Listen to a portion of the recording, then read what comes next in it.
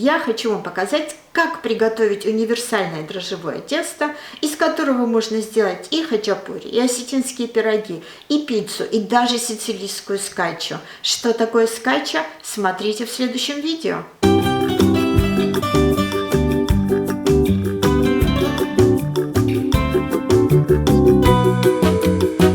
Я буду делать тесто из 400 грамм муки высшего сорта. Муку обязательно перед использованием просеивайте, так как она насыщается кислородом, и тесто действительно получается намного лучше. Также нам понадобится соль, сахар, сухие дрожжи, растительное масло и обычная вода комнатной температуры. Добавляем к муке чайную ложку сахара, неполную чайную ложку дрожжей, это 5 грамм, чайную ложку соли, заливаем водой, не всю воду используем для начала, замешиваем тесто. Еще раз хочу вам напомнить, что точное количество воды для приготовления любого дрожжевого теста будет трудно указать, так как мука всегда разная, и она впитывает в себя разное количество воды. Здесь у меня было 350 мл, около 40 мл у меня осталось.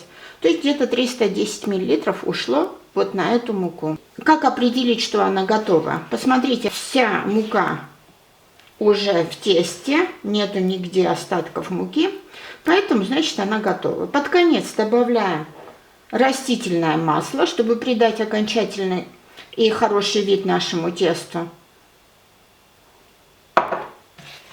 Для расчета растительного масла примерно запомните такую формулу, что на 100 грамм муки примерно нам понадобится 10 мл растительного масла. То есть здесь у меня 400 грамм муки, значит около 40 мл растительного масла.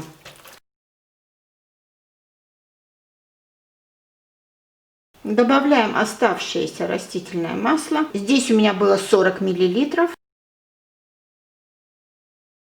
Посмотрите, какое оно мягкое, пушистое. Посмотрите. Хорошее тесто у нас очень получилось. Теперь накрываем крышкой и оставляем в теплом месте подниматься. Тесто должно увеличиться минимум в 2 раза в объеме. На это может уйти час с небольшим. Тоже, конечно, зависит от температуры на вашей кухне. Прошло 1,5 часа, и посмотрите, как тесто прекрасно поднялось. Я всегда советую дать дрожжевому тесту подняться дважды, но это совершенно не обязательно. Итак, я разомну сейчас это тесто и оставлю еще примерно на час, чтобы тесто повторно поднялось. Прошел еще час с небольшим, и посмотрите, тесто прекрасно повторно поднялось. Теперь можно приступить к приготовлению.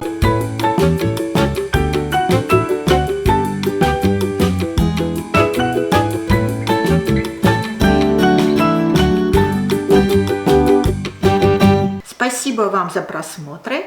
Подписывайтесь на наш канал и делитесь нашими рецептами со своими друзьями.